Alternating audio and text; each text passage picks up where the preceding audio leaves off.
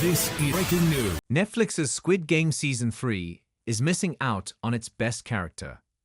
It might have been a good choice for Squid Game Season 2, but Season 3 is really missing out by killing off Thanos.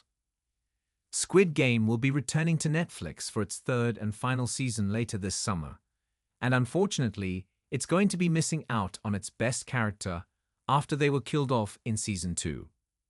Squid Game made its return to Netflix last year with its highly anticipated second season, and it was just as popular as the first season, and even more so in many cases. A lot of this popularity was due to all of the new characters in the deadly games themselves with more flashy and varied personalities than were seen in the first season. The biggest example of which was Thanos. Squid Game Season 2 introduced fans to the rapper Thanos, who was in the deadly games thanks to all of the debt he accrued after investing in a cryptocurrency scheme. The character not only stood out to fans for how absurdly he was approaching the life-or-death games, but also stood out thanks to actor Choi Sung-hyun's distinct performance. But towards the end of the season, he was killed. Thus, this final season is going to be missing out on the element that might have struck a chord with fans the most. With Thanos being killed off in between games, and even ahead of Gi-hun's revolution in the final episode, it really added an element of surprise to Squid Game Season 2 heading into its climax.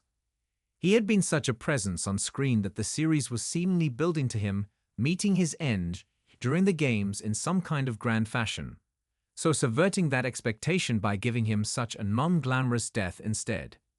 It was something that fans would not expect from someone who named themselves after a major Marvel villain. Squid Game is one of the most popular series of all time, and Season 2 is almost just as popular as the first season. It's wild considering the scale of just how many people around the world have seen both of the seasons, and that means there was just a lot of general conversations to be had. Thanos naturally acted as a lightning rod for this conversation, as not only was casting Choi met with some backlash, due to being arrested in the past, but he also inspired many of the viral videos, compilations, and remarks following the end of the second season. So that energy isn't going to be matched by the final.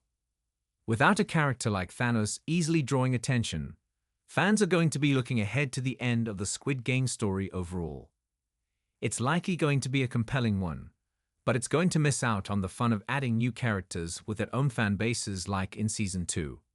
It's directly continuing the story from the end of the second season, and is likely going to be a lot more serious as things need to wrap up satisfactorily. A character like Thanos would have stood out like more of a sore thumb in that case.